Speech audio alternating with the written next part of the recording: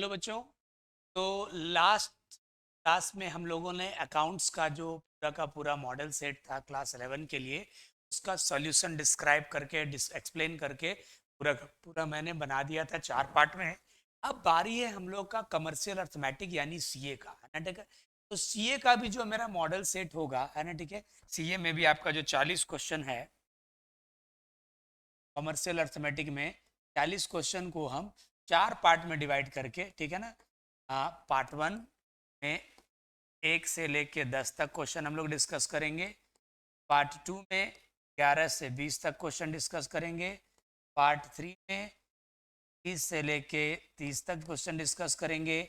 और पार्ट 4 में 31 से लेके 40 तक क्वेश्चन का हम लोग सॉल्यूशन डिस्कस करने वाले हैं। ठीक है, चलिए आप लोगों को अगर ये पसंद आए तो इसको आप पहले तो आप अच्छे से देखिएगा, नोट्स बनाइएगा, है ना। ठीक है, और पसंद आए अगर बच्चों आप लोगों को ये, है ना। ठीक है, सॉल्यूशन अगर आपको पसंद आए तो शेयर कीजिएगा।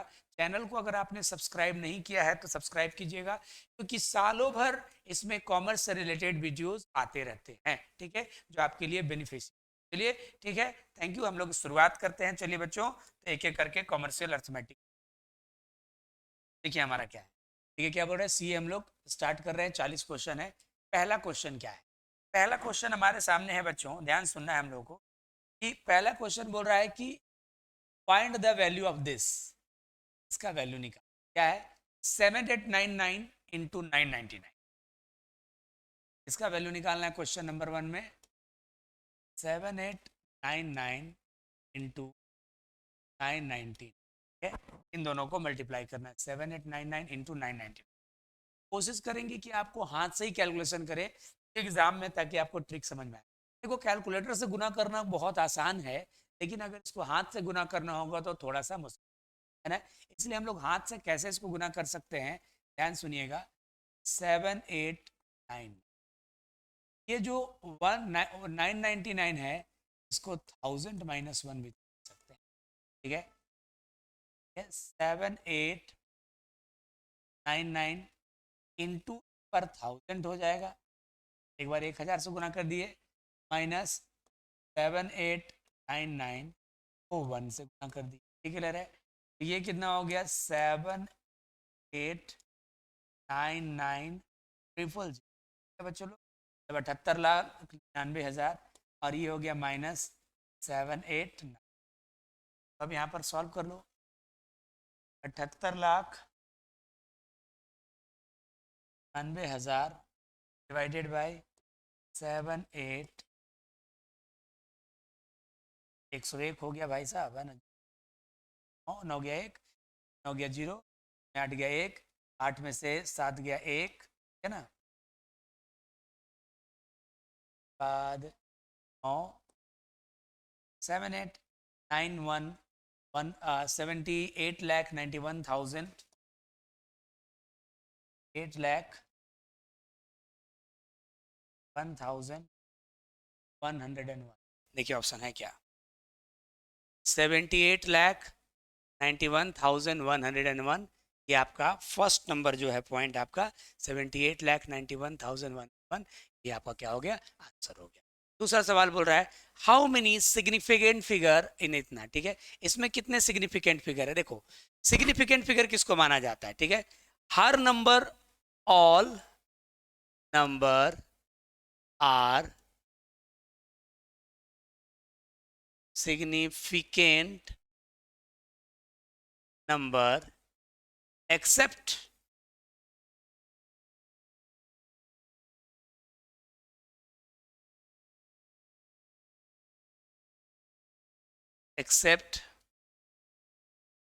Starting zero.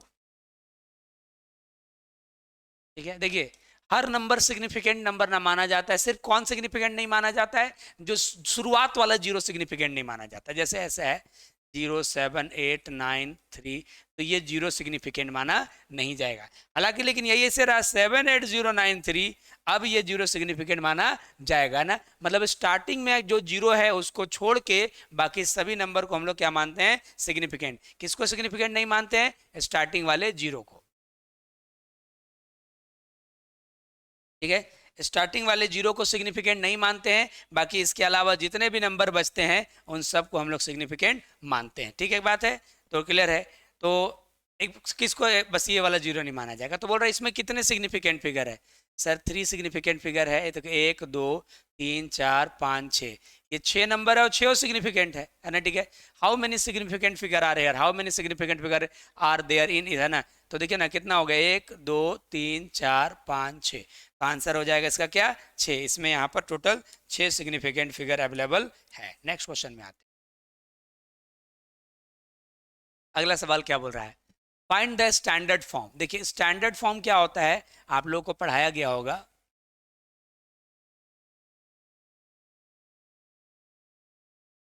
स्टैंडर्ड फॉर्म है ना, ठीक है।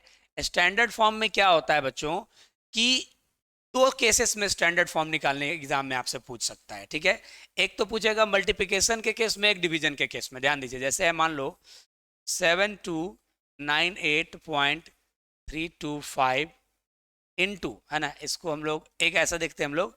अच्छा, इसको हम लोग ना अलग पेज में ही बता देते हैं। देखो सिग्निफिकेंट फिगर, सॉरी क्या है, standard form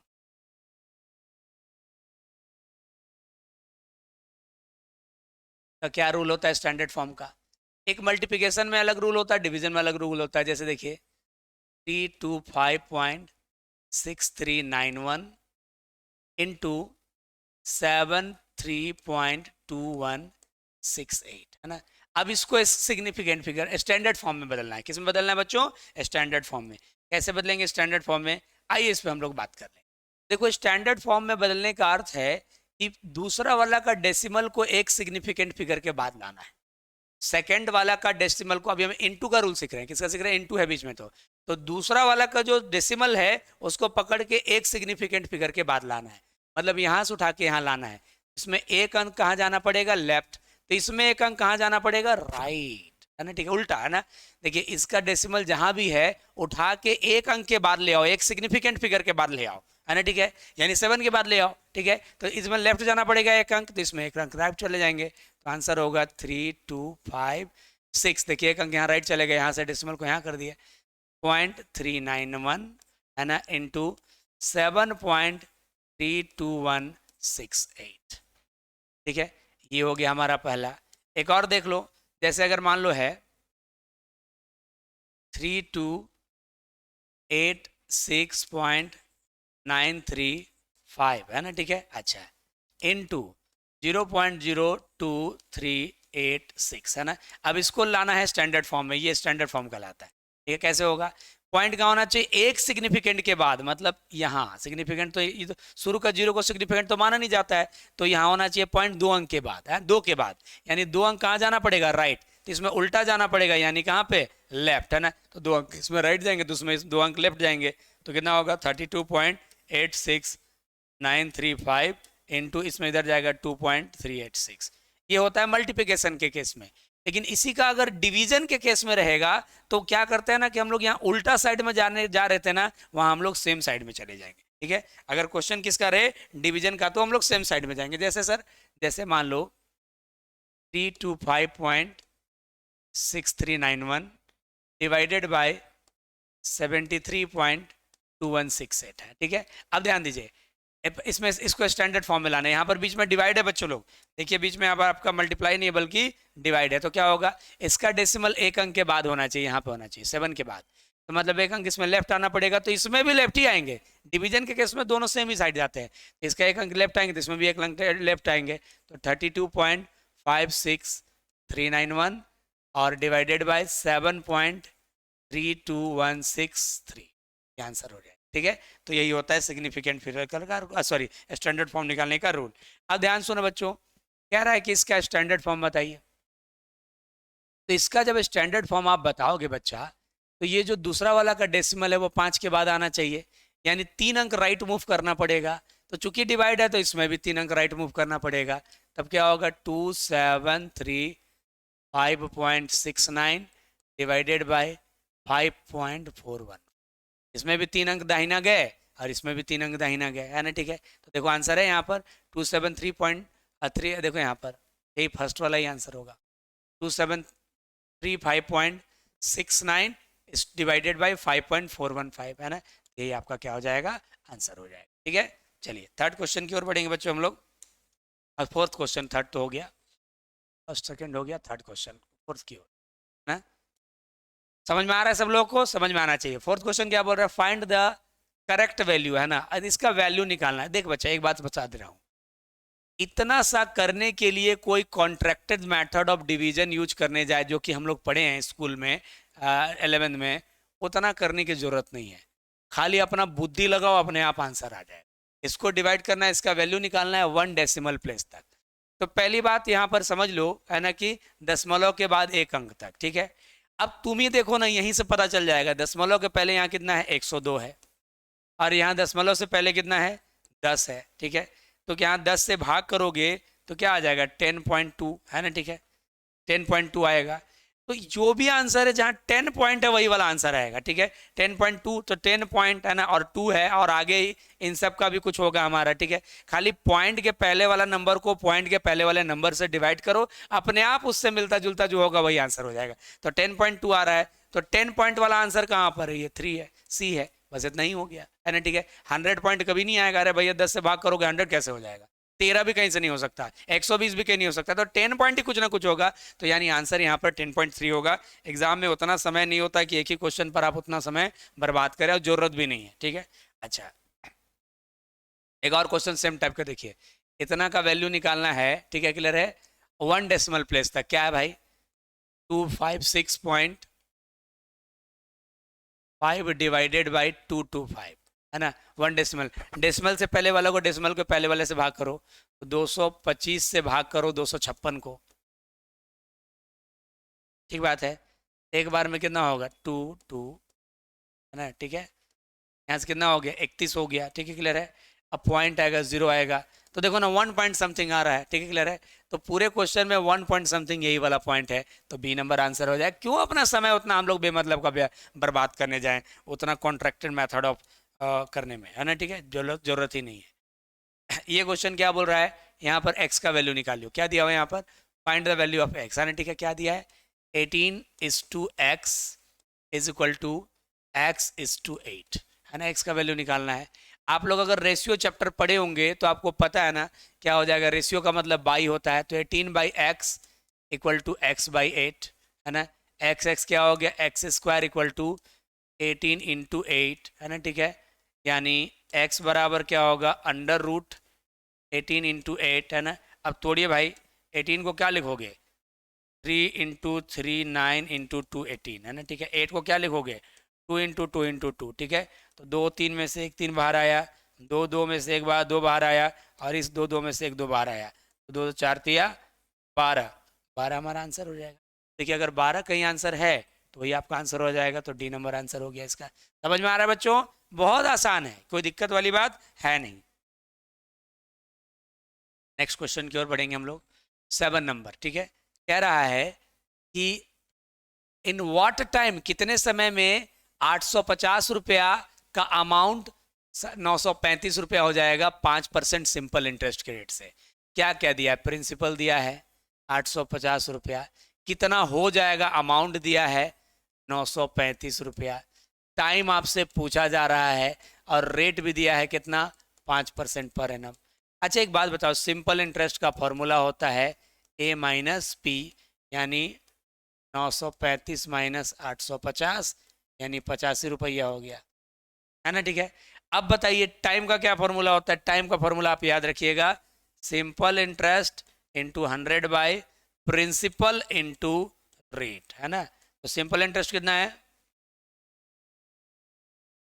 85 × 100 by principal, principal कितना है 850, और रेट है कितना 5, है ना। ठीक है, 1 0 कट गया, 50 से 85 कट गया, यहाँ से 2, यानी आंसर हो जाएगा आपका 2 ईयर लगेगा। कितना सा लगेगा, 2 ईयर। ठीक है, 2 ईयर कहीं आंसर है तो देख लीजिए। ठीक है, 2 ईयर्स यही आंसर है। ठीक है ना, तो 2 ईयर्स हो जाएगा 7 नंबर क्वेश्चन का आंसर। क्लियर है बच्चों, बहुत आसान है, इसमें नया कुछ है नहीं। ठीक है, अच्छा आगे बढ़ेंगे हम लोग। देखो ये क्वेश्चन जो है परसेंटेज से है। देखिए क्वेश्चन क्या कह रहा है कि इन अ क्लास 120 स्टूडेंट, एक क्लास में टोटल स्टूडेंट कितने बच्चों,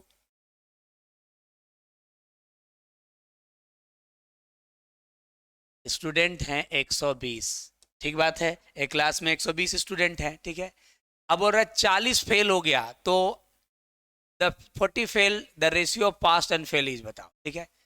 तो भैया बोल रहा है कि इसमें 40 लोग फेल हो गया, ठीक बात है। तो बुद्धि वाला बात है कि 80 लोग पास हुआ होगा, टोटल 120 लोग है, 40 हो गया फेल, तो पास कितना हुआ 80, है ना, ठीक है, क्लियर है। तो बोल रहा है कि रेशियो बताना है पास और फेल का, पास का और फेल का। तो पास कितना है 80 और फेल कितना है 40, है ना, काट दो, 40 दूनी 80, 40 का 40, यानी 2:1, यही आपका आंसर हो गया। ए बोली समझ आ गया।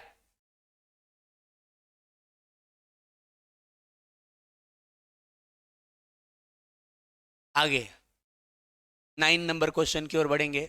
अ merchant sell goods at 75 at a profit of percent equal to the cost price. बड़ा बहुत ही सुंदर क्वेश्चन बोला गया है।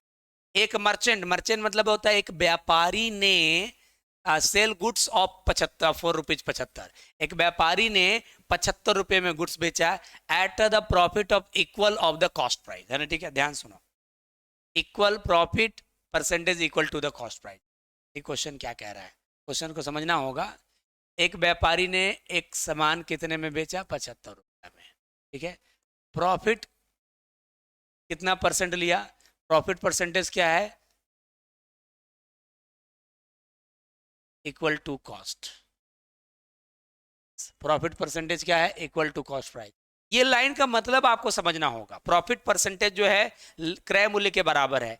मान लीजिए इन्होंने 10 रुपया में खरीदा है, इनका कॉस्ट प्राइस कितना है 10 रुपया, तो प्रॉफिट कितना हुआ 10%, ठीक है ना। प्रॉफिट परसेंटेज कितना है 10। मान लीजिए इसको 30 रुपया में खरीदा था कॉस्ट गुड्स को, तो प्रॉफिट परसेंटेज कितना है 30%। मान लीजिए 70 रुपया में खरीदा था, तो प्रॉफिट परसेंटेज कितना है 70%। यही तो बात बोल रहा है बच्चों, पढ़िए। A merchant sell goods at ₹75 at a profit percentage equal to the cost price. क्या बोल रहा है, प्रॉफिट परसेंटेज कितना है, कॉस्ट प्राइस के जस्ट बराबर है, ठीक है, ठीक बात है, कॉस्ट प्राइस के जस्ट बराबर है, ठीक है ना। तो यही बात यहाँ बोल रहा है, मतलब जितना कॉस्ट है परसेंटेज ऑफ प्रॉफिट भी उतना ही है। तो ठीक है, हम लोग कैसे बनाएंगे, लेट कॉस्ट बराबर प्राइस बराबर ₹X, तो प्रॉफिट कितना परसेंट लिया गया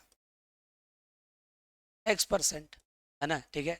अच्छा, तो बताओ एक्चुअल में प्रॉफिट का अमाउंट कितना हो X%, किसका, कॉस्ट का, एक्स का X%, यानी प्रॉफिट लिया गया X² लिया गया।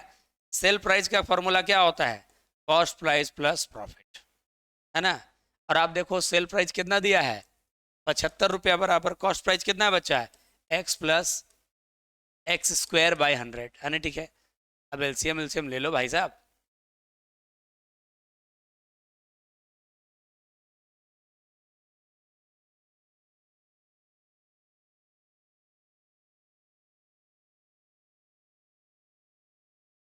$100 बस सॉल्व कर दे रहे हैं, इधर आके चला जाएगा X² प्लस 100X माइनस 7500 बराबर 0, ठीक है।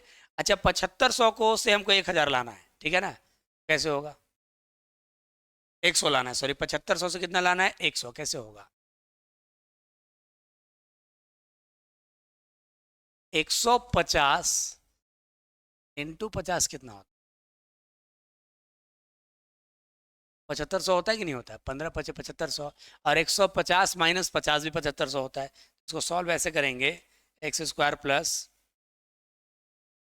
150 माइनस 50 X माइनस 7500 बराबर 0, ठीक है, क्लियर है। अच्छा क्या हो जाएगा यहाँ से, X² plus 150X minus 50X minus 7500 equal to 0, ठीक है। इन दोनों में क्या कॉमन है, X कॉमन है, इधर कर दे रहा ना बच्चा लोग, क्या हो गया X प्लस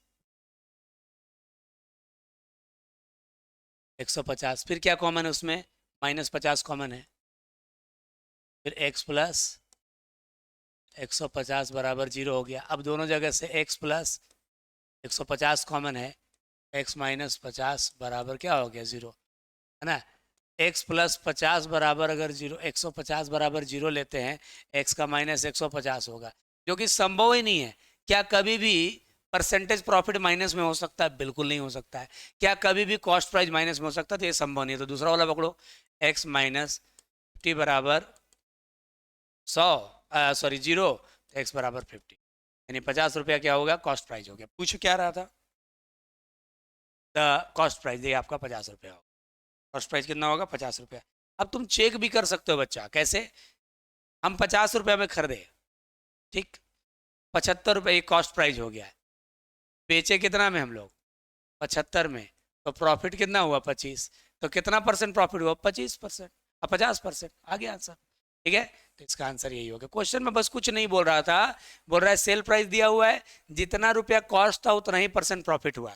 हम लोगों ने क्या किया? कॉस्ट प्राइस को x माना, तो प्रॉफिट भी x% होगा। तो प्रॉफिट कितना होगा? x% किसका? x% किसका? x% किसका?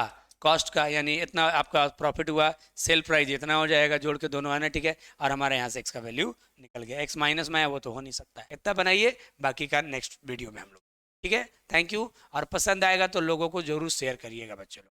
Thank you.